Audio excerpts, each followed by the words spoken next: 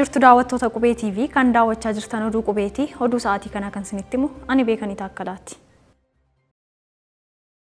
Tajaajilli dhiyeessii qorichoota Itoophiyaan kan qopheesse yaa'ii sadaffaan dhiyeessitoota qorichaa idil-addunyaan gaggeeffamaa jira. Tajaajilli dhiyeessii qorichoota Itoophiyaan kan qopheesse yaa'ii sadaffaan dhiyeessitoota qorichaa idil-addunyaan gaggeeffamaa jiraachuun himame. Yaa'ichis oomishtoonni fi dhiyeessitoonni qorichoota idil-addunyaa biyya keessatti akka oomishanii fi carraalee investimentii uumuuf kan tumsudha jedhame. Dabalataan funcaa dhiyeessii qorichootaa irratti rakkoolee mul'atan mariin furuu fi oomishtoonni oomisha isaanii biyya keessa akka galchan taasisuuf kan yaadame ta'uun ibsame. Tajaajilli dhiyeessii qoricha Itoophiyaa qorichootaa fi galteewwan wal'aansaa persentii 83 ta'an kan uwwisu ta'uun yaa'icha irratti eerame. Fayyadamummaa biyyaalessaa fi idil-addunyaa qajeelfama irratti kan hundaa'e akka ta'uuf dandeettii kuufamaa biyya keessaa guddisuuf hojjetamaa jiraachuunis himame. Waltajjicha irratti dhaabbileen mootummaa biyya keessaa, dhiyeessitoonni qorichootaa fi sadarkaa idil-addunyaatti qaamoleen dhimmichi ilaallatu hirmaatan.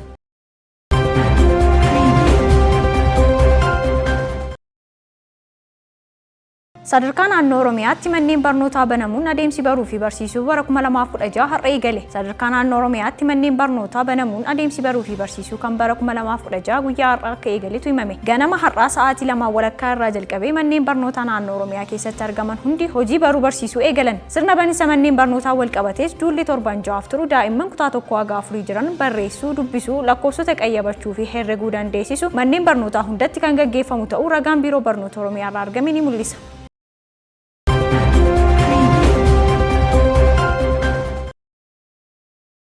Torbeen turizimii Oromiyaa kan bara 2023 guyyaa kaleessaa hoteela Skylight'tti baname. Torbeen turizimii Oromiyaa marsaa sadaffaan kan bara 2023 qindeessummaa Komishinii Turizimii Oromiyaatiin magaalaa Finfinnee hoteela Skylight'tti guyyaa kaleessaa ifatti kan baname yoo ta'u, sadarkaa pirezidaantii itti aanaatti qindeessaan kilaastera hawaasummaa obbo Abdul Kahim Muluu, Komishinarri Komishinii Turizimii Oromiyaa Aadde Lalisee Dhugaa akkasumas hooggantoonni mootummaa federaalaa fi naannoo Oromiyaa birooniif waldaaleen daawwachiistootaa sagantichaa irratti argaman. Komishinarri Komishinii Turizimii Oromiyaa Aadde Lalisee Dhugaa baninsaa torbee turizimii Oromiyaa kana irratti taasisaniin ergaa baga nagaan dhuftanii keessummootaaf erga dabarsanii booda sagantichi yeroo paarkiin biyyaalessaa gaarreen Baalee hambaa addunyaa ta'e yuuneeskootti galmaa'eef jala bultii ayyaanota masqalaa fi irreechaatiin adeemsifamuun isaa adda isa taasisaa jedhan. Komishinichi hojii qabeenya hawwataa turizimii Oromiyaa beeksisuun daandii qilleensa Itoophiyaa dabalatee qaamolee biyya keessaa fi alaa garaagaraa waliin hojjechaa jiraachuus eeran. Torbee turizimii Oromiyaa guyyoota 3 turu kana irratti agarsiisni garaagaraa ni dhiyaata. Sagantaa kana irratti biyyoonni Afrikaa kanneen akka Ruwaandaa, Ugaandaa fi Keeniyaa agarsiisa turizimii biyya isaanii ibsan qabatanii torban turizimii kana irratti argamanii jiru.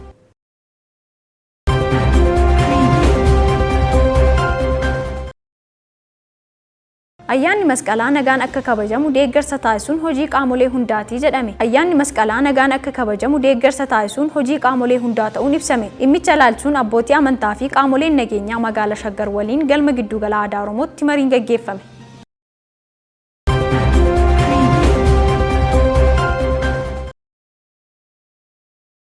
Kitaabni Kuusaa Walaloo mata dureen isaa Kaasaa Areeraa jedhuu fi waloo Saaphaloo Kadiriin barreeffame giddugala aadaa Oromootti eebbifamee jira. Kitaabni Kuusaa Walaloo mata dureen isaa Kaasaa Areeraa jedhuu fi waloo Saaphaloo Kadiriin barreeffame magaalaa Finfinnee giddugala aadaa Oromootti bakka jaallattoonnii fi dinqisiifattoonni ogbarruu Oromoo hedduun argamanitti guyyaa kaleessaa eebbifamee jira. Sirna eebba kitaabaa kana irratti barreessitoonni kitaabilee garaagaraa qeerroo fi qarreen magaalaa Finfinnee fi naannawaa ishee walitti baba'anii fi keessummoonni biroon argamanii jiru. Waloo Saaphaloo Kadir barreessaa kitaabolee biroo gulaalaa kitaabota afaan Oromoo garaagaraa akka ta'ee fi hojii hiikaa Googilii yookiin Google Translate afaan Oromoo keessatti shoora cimaa nama qabu ta'uun isaa waltajjii kana irratti himame.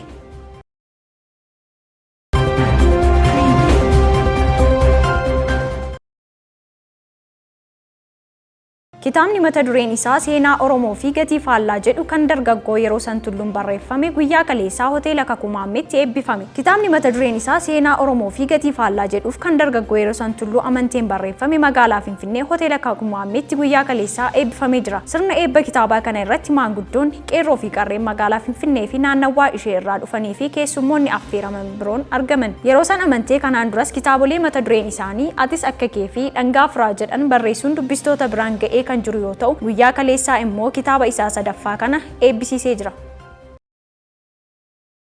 Daawwattoota Qubee TV kan daawwachaa jirtan oduu qubeetii amma immoo oduu biyya alaa argannee isinitti hima.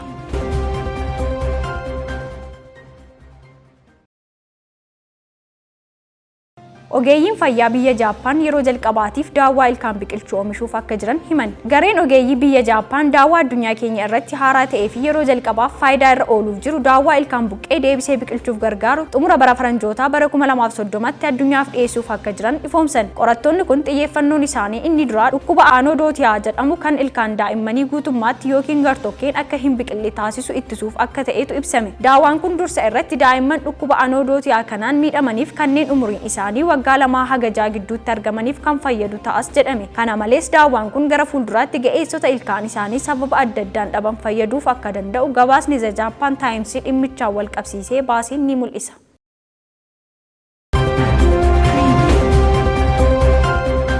Odeeffannoo ispoortiitiin ammoo atileet Tigist Asaffaa fiigicha maraatoonii Barliinitti gaggeeffamee rikoordii addunyaa fooyyessuun injifatte. Atileet Tigist Asaffaa fiigicha maraatoonii Jarman magaalaa Barliinitti dubartoota gidduutti gaggeeffamee rikoordii addunyaa fooyyessuun injifatte. Atileet Tigist fageenyicha sa'aatii 2 fi daqiiqaa 11 fi sekeendii 53 xumuruun rikoordii addunyaa haaraa galmeessuun xumurte. Rikoordii kanaan dura atileetiin Keeniyaa Biriijid Kosginiin sa'aatii 2 fi daqiiqaa 14 fi sekeendii 4 maraatoonii Chicaagoo irratti galmaa'ee ture daqiiqaa 2 ol fooyyessuun dandeessee jirti. Daawwattoota Qubee TV kan daawwachaa turtan oduu qubeetii oduu sa'aatii waliin Ambeekanii Taakkalaan ture. Qophiileen qubee afaan biroon itti fufuu isaan waliin turtii gaarii. Gama koon nagaatti.